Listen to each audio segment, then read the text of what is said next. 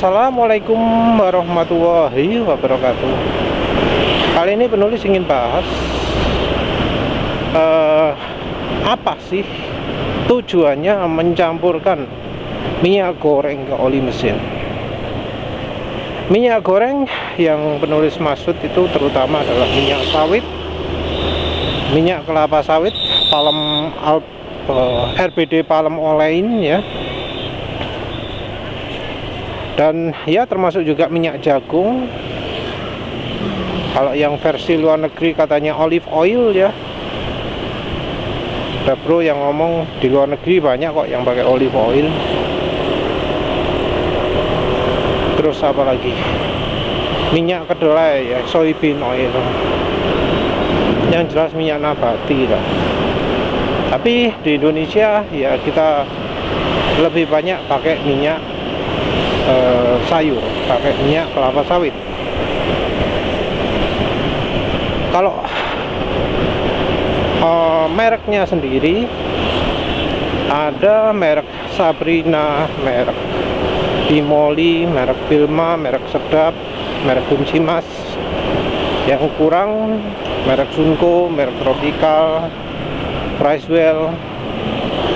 Untuk yang minyak jagung penulis masih tahap coba-coba ya, penulis belum tahu efek lain-lain apa, tapi sudah ada beberapa yang lain nyoba ya, silahkan lah. Yang jelas harganya ya lebih mahal daripada minyak goreng. Yang Sabrina itu malah murah ya, 19.000 per liter. Ada juga yang bro pakai merek Camar. Merek Camar lebih murah lagi, 15.000 per liter. Murah, nggak selalu lebih jelek gitu. Coba dilihat aja lah kandungannya ya, tapi ya lebih mantap lagi dicoba. Tapi ada merek-merek lain yang nggak direkomendasi seperti Sania, Fortune ya, yang ketika dicoba jadi olinya terlalu encer, nggak licin dan seterusnya ya. Jadi yang mahal belum tentu bagus, yang murah belum tentu jelek. Ya coba tanya-tanya dulu aja ya. Di grup lebih banyak yang lebih sering percobaan daripada penulis. Kalau di grup tanyanya bro aksan-aksan ya. Terus untuk minyak gorengnya sendiri, penulis ini enggak termasuk yang rekomendasi pakai 100%. Banyak alasan, tapi alasan utama adalah terlalu encer. Kalau alasan lain sih ya takut ada masalah kompatibilitas macam-macam, terus aditif oli yang dibutuhkan itu enggak ada, seperti aditif dispersan, deterjen, anti aus kan nggak ada ya.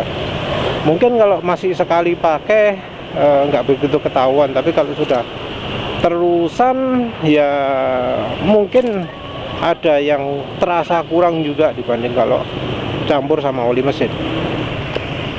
Lagi pula ya, di penjelasan apa jenengnya, penjelasan yang penulis kutipkan itu ya dari Loop Tech Magazine ya, majalah industri pelumas Eropa, itu ngomong kalau pingin licin itu nggak bisa 100% bahannya polar semua, harus ada yang non polar.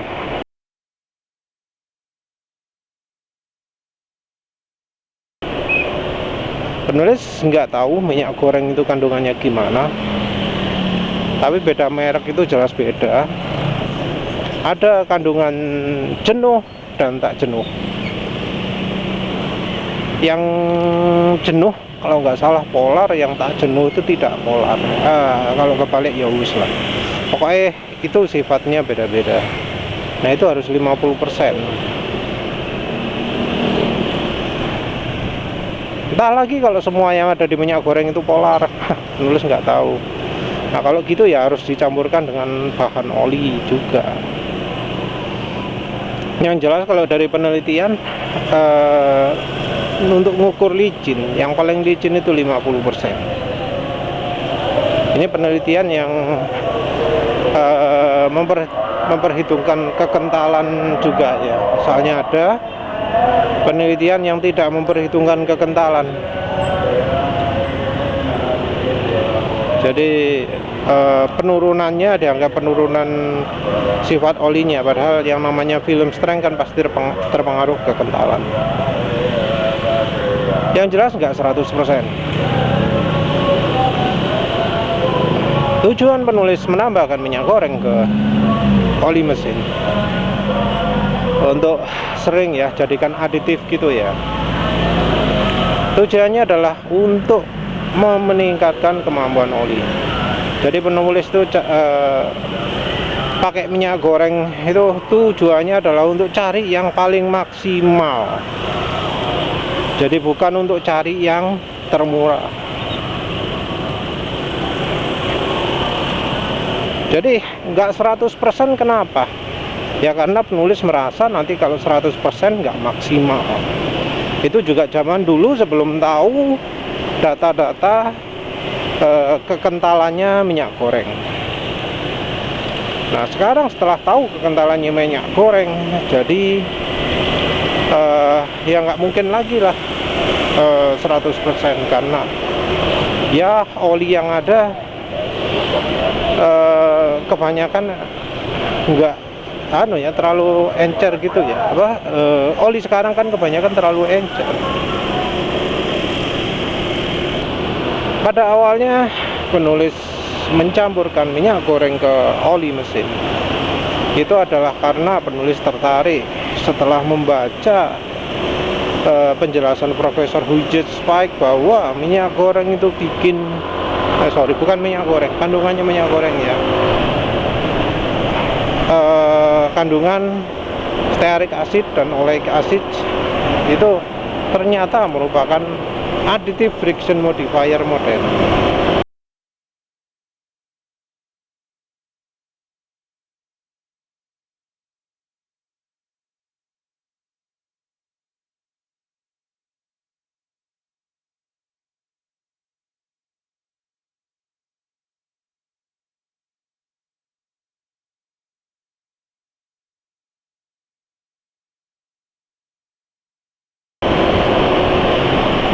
Nah, kalau di bidang akademik, friction modifier adalah aditif yang membuat oli itu lebih kuat film strength-nya. Aditif yang membuat komponen logam, part logam yang saling bergesekan itu jadi nggak bergesekan, mengurangi resiko bergesekan karena olinya jadi bantalan, jadi lebih kuat. Friction modifier itu membuat komponen logam yang dalam tekanan atau kondisi yang sama jadi nggak bergesekan lagi. Jadi membuat kemampuan oli lubricity-nya meningkat. Jadi lubricity meningkat karena film strength-nya meningkat. Lubricity berhubungan dengan film strength.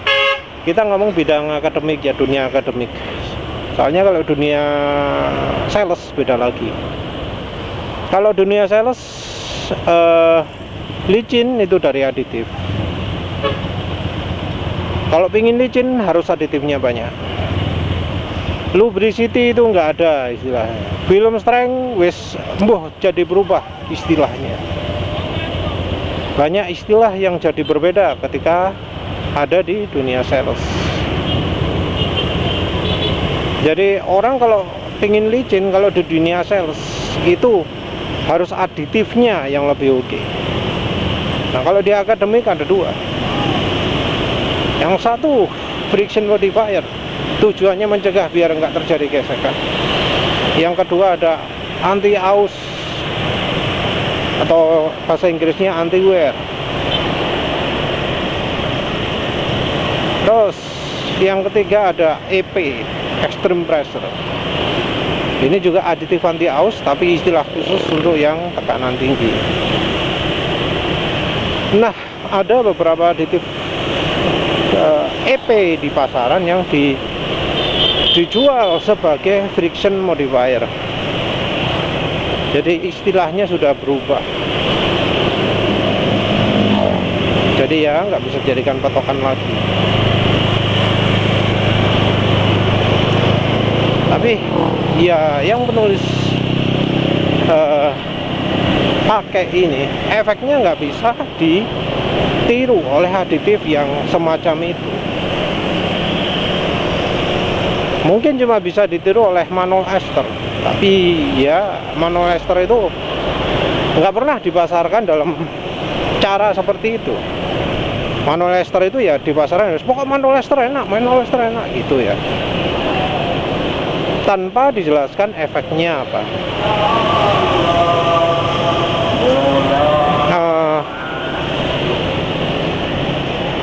Friction modifier itu membuat oli, ikatan antara atom oli, antar molekul itu jadi lebih kuat. Logam katanya sifatnya polar, dia wis pokoknya ono kutubnya lah, kutub entah positif, negatif, utara, selatan, pokoknya ono polaritasnya, ono tendensinya. Gampangannya kayak voltase ya, ada plus minusnya, ono voltasenya. Logam itu ada tendensi seperti itu, dan oli ada yang punya tendensi berpotensial seperti itu. Ono voltase nih bisa anggap aja ngono, asumsinya seperti itu. Nah, karena ada voltase bisa terjadi ketertarikan, berbeda dengan yang betul-betul netral. Kalau netral gak nempel, gak ada tendensi untuk nempel. Nah, kalau ada voltase nih ono plus minus ini tidak nempel seperti itu. Dan ini membuat oli jadi lebih betah untuk nempel ke logam. Kalau makin mudah nempel ke logam, mau dipisah sulit. Jadi ketika dapat tekanan lebih sulit mecahnya. Karena lebih sulit mecah, logam batal bergesekan. Hasilnya apa? Ya lebih licin. Kalau dari yang bisa kita cermati pakai indera, yang bisa kita dengar, ya suara mesin makin halus, getaran mesin berkurang, seperti itu. Itu fungsi pertama, fungsi untuk mengurangi gesekan, untuk bikin mesin lebih licin. Ini nggak bisa ditiru oleh aditif, karena aditif biasanya yang ditawarkan di pasaran itu mengurangi aus karena gesekan, mengurangi aus ya. Jadi kalau lihat ada uji apa jenenge, tekanan ya, uji friksi yang pakai mesin Timken yang pakai pembebanan berapa kilo, berapa pon gitu ya. Itu bukan itu pengujiannya. Ketika uji itu sudah neken logam sampai logam, itu tandanya cairan olinya sudah tidak melindungi lagi. Nggak bisa dites pakai itu, minyak goreng itu. Jadi ngetesnya harus antara logamnya saling bersentuhan atau enggak, harus seperti itu. Jadi nanti dikasih minyak goreng, logamnya saling lebih sulit bersentuhan, dan itu berarti nggak bisa pakai tekanan yang sekian ton gitu ya.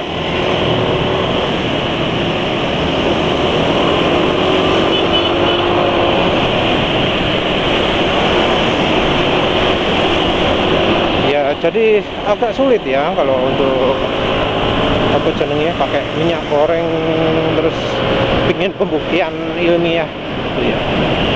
Kalau pembuktian ilmiah mungkin apa ya yang cocok ya, uji apa ya yang bisa di ASTM itu, nggak tahu lah, karena ya ujinya nggak bisa pakai uji yang khusus untuk aditif EP, nggak relevan. Entah ada bisa untuk uji gesek apa ya,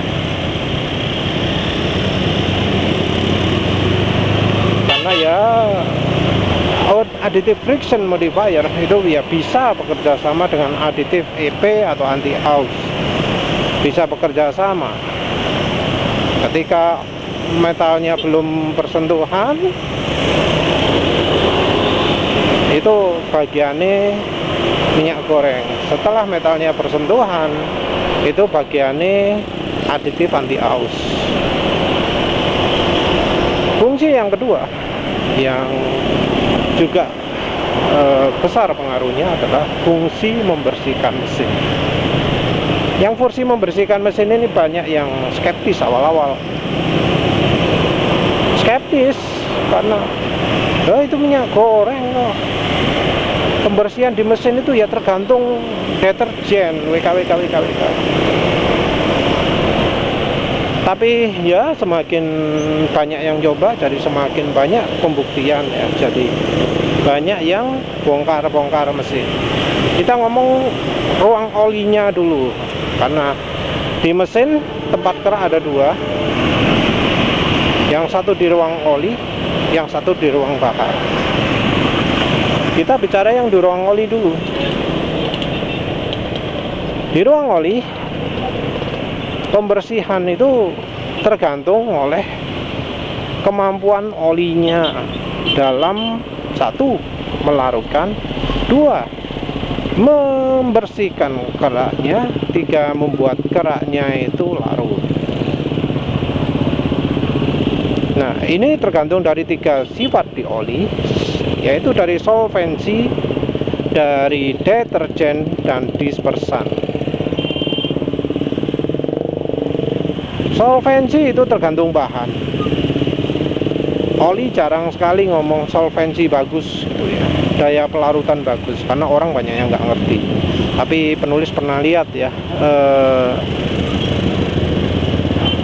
oli yang nyebut di deskripsinya punya solvensi bagus, biasanya sih oli high mileage. Nah, oli high mileage ngomong bisa membersihkan mesin, nah, itu disebut apa, solvensi yang bagus. Terus yang soal deterjen, nah kalau deterjen ini kebanyakan oli punya pasti mengandung berapa gitu ya, kebanyakan dalam ya kira-kira 3.000-an, 3.000 ppm. Jadi 3.000 ppm itu kadang ada yang kalsium, ada yang magnesium, ada yang boron, atau yang kombinasi. Jadi ada yang kalsiumnya 3.000, ada yang kalsiumnya 1.000, magnesiumnya 2.000, kayak gitu ya, beda-beda. Cuma sekarang karena ada GFL SAK 6, jadi kalsiumnya dikurangi, diganti oleh magnesium.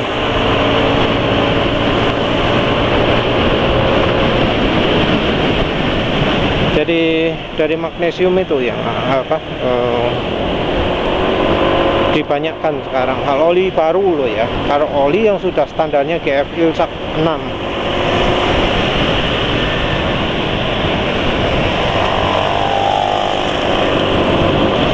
Nah, minyak goreng itu punya pelarutan yang baik. Jadi seperti dijelaskan di majalah itu ya, kemampuan film strength, kemampuan lubricity itu berkaitan dengan solvensi. Lubricity yang bagus berkaitan dengan solvensi yang bagus.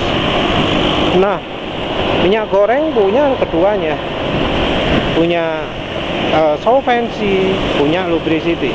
Yang lubricity sudah penulis jelaskan sebelumnya. Nah, tinggal yang solvensi. Penulis sendiri awalnya yakin minyak goreng punya solvensi yang tinggi ya, adalah karena pertama pakai minyak goreng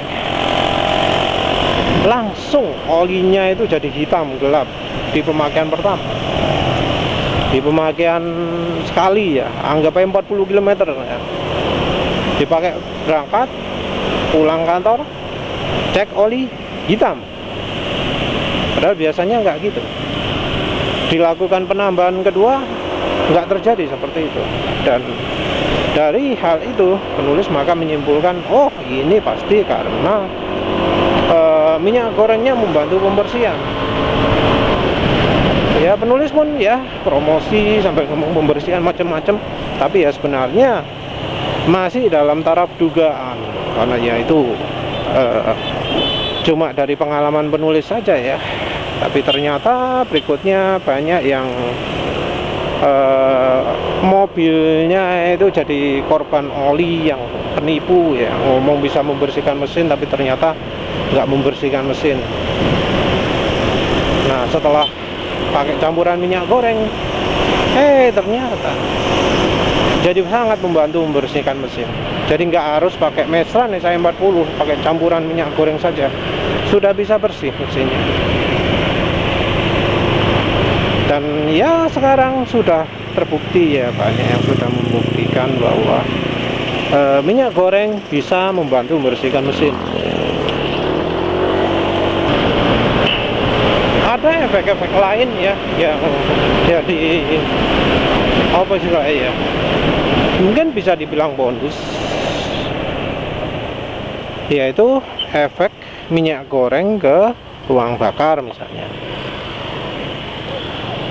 Dan nggak nyangka ya bahwa pakai minyak goreng juga membantu pembersihan ruang bakar. Jadi minyak goreng itu kan punya daya pelarutan yang kuat, dan daya pelarutan yang kuat ini juga terbawa ketika pelumas melumasi dinding silinder. Minyak goreng juga akan melarutkan kerak-kerak yang di piston. Tapi tentu kalau di piston efek dari pengotoran aditif lebih berperan, efek pembersihan bensin lebih berperan. Tapi ternyata minyak goreng juga bisa membantu. Tahu membantu bagaimana? Karena ada efek tenaga makin lama makin nambah. Ada efek tenaga makin lama makin nambah, dan ini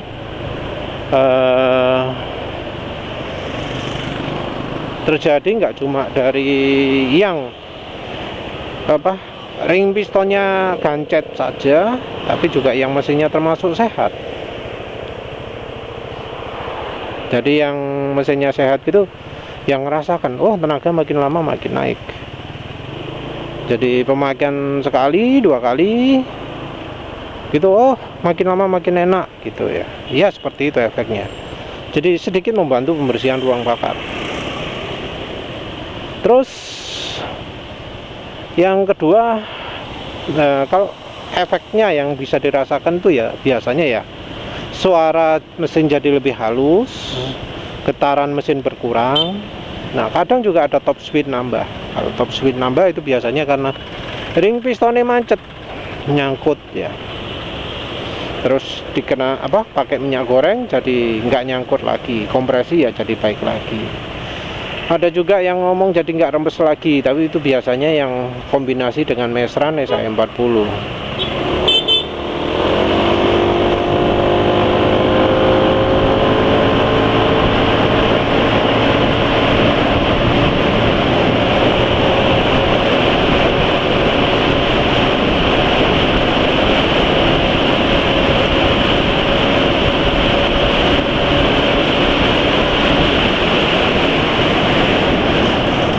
Ya, padahal ini pakai Idemitsu. Apa lagi ya, penulis tadi ada ingat efek lain dari minyak goreng, lupa Yang jelas minyak goreng itu encer ya. KV 100 nya sekitar 7 sampai 8 CST. Nah, ini lebih encer daripada oli mesin yang kekentalan TKV 100 nya antara 12 sampai 18 CST ya, tergantung dari grade SAE nya berapa. Kalau grade SAE misal XXW50 ya antara 18 17 gitu kan. Yang SAE 40 XXW40 antara 16 sampai 18 ya, tergantung grade-nya lah ya. Dan minyak goreng akan membuat olinya jadi lebih encer. Kalau SAE 50 maksudnya anggap aja Fastron Ungu tambah 10% minyak goreng ya, kekentalannya mungkin tetap masih, tapi begitu sampai 20% sudah jadi lebih encer. Jadi harus hati-hati kalau nambahkan, perhatikan bahwa minyak goreng itu lebih encer.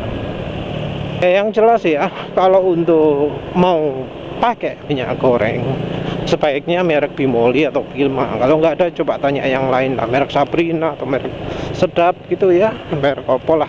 Atau dilihat dari kandungannya per sajinya berapa gram lemaknya, dicek dari hal itu. Dan awal 10% aja dulu, 10%, karena takut kalau 20% terlalu encer, apalagi kalau nggak tahu kekentalan yang dibutuhkan mesin itu berapa.